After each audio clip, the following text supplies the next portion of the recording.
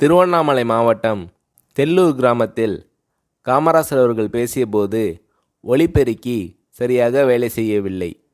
எரிச்சலடைந்த காமராசர் அவர்கள் ஒலிபெருக்கிக்காரரை மேடைக்கு அழைத்து, இந்த ஆளோட மைக் சரியாக வேலை செய்யவில்லை, இனி யாரும் இவர் செட்டை கூப்பிடாதீங்க என்று சொல்லிவிட்டார். ஒலிபெருக்கிக்காரர் போராடி மைக்கை சரி செய்தார். காமராசர் அவர்கள் பேசி முடித்தார். மக்கள் எழுந்தனர். காமராசர் ஒலிபெருக்கிக்காரர் முகத்தை பார்த்தார். உடனே அவரை மீண்டும் மேடைக்கு அழைத்து மக்கள் கூட்டத்தை பார்த்து, எல்லோரும் கேட்டுக்குங்க, இவர் பேசாத மைக்கையும் பேச வைத்து விட்டார். நான் பேசியது உங்களுக்கு நல்லா கேட்டுச்சா என்றார் காமராசர்.